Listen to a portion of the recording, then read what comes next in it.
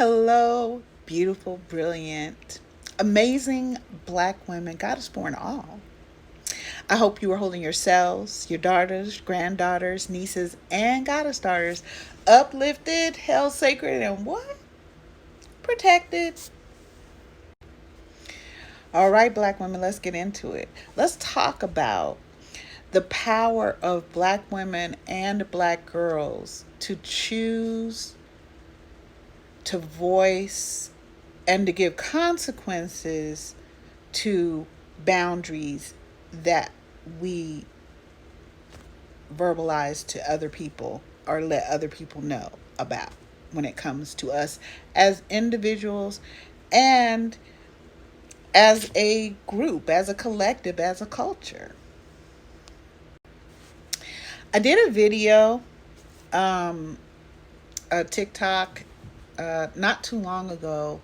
I want to say it was a day or two ago. And it had to do with the five critical areas that I think Black women need to address right now, right this minute, yesterday. Because um, these five critical areas are literally killing us. We are being mutilated, maimed, all of these different things. And we're just not safe. We're constantly being targeted from different areas in our life. Oh my God, each area in some cases in our lives. So I was having this discussion after I'd posted that video with Ms. Deanne Matthews. If you don't know her, go over, watch her YouTube channel. She does On the Climb and Grown Black Folks Business and talks, right? Um, and she was saying, she was looking at what I had said and giving me some feedback on it because that's what I asked from Black women. I want to hear from you. Tell me what you think. And it doesn't surprise me, her um her ability to do what she does because she is a scholar, she is an educator, she works in the community, helping um Black people. She is just an advocate, and oh, by the way, a brilliant artist and a fantastic, incredible pianist. Okay, I'm hyping her, but for real. And she went into depth about two or three of the solutions, and added her own knowledge and experience, wisdom, understanding, her own perspective and education. And I loved what she did because it it made her really, she pushes me.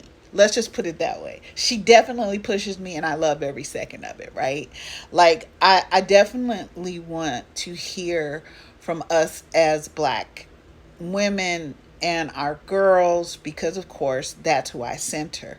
So, it was amazing to just listen to where she thought this part could go, that part could go, and how this could happen because she does such great community work as a part of her career, right? And then I was listening to my goddess born daughter because we probably talk once or twice a day, in between her and her jobs and all the shit. She be doing everything, okay. Um, and she is the prototype really for what we could do with uplifting, holding sacred, and protecting our Black daughters as they grow into young Black women, right? we as their mothers, grandmothers, aunties, goddess mothers. Um, she exemplifies my class and where you can go with it on self-confidence. And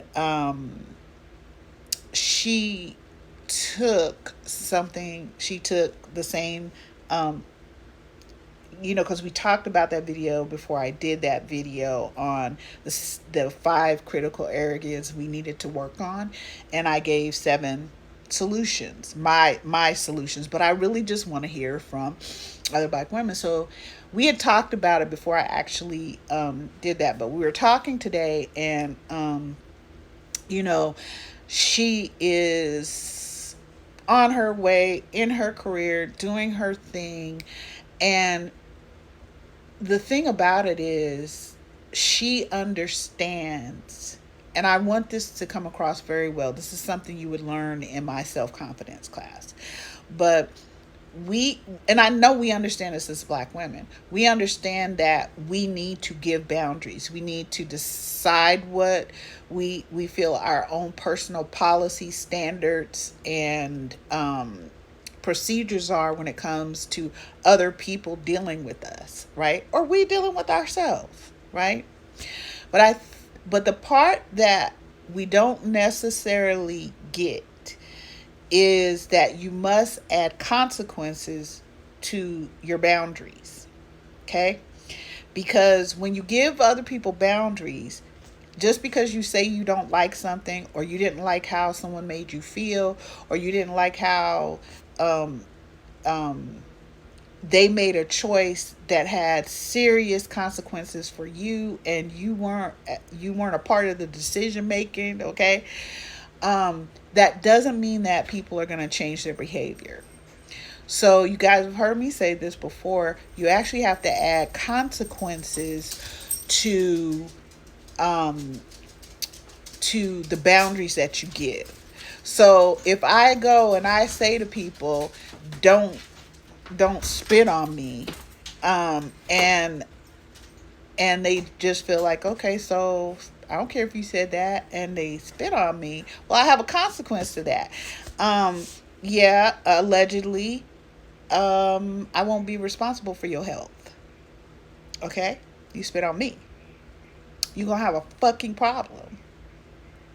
But maybe, your problems will go away. I don't know. But I wouldn't advise spitting on my ass, because there are consequences to that behavior with me.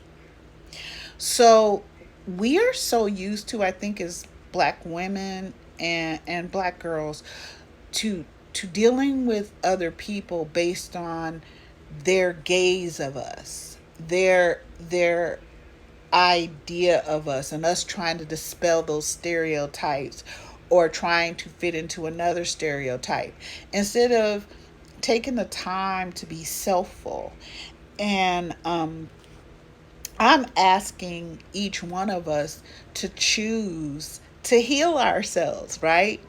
But I also understand we need the space to do so.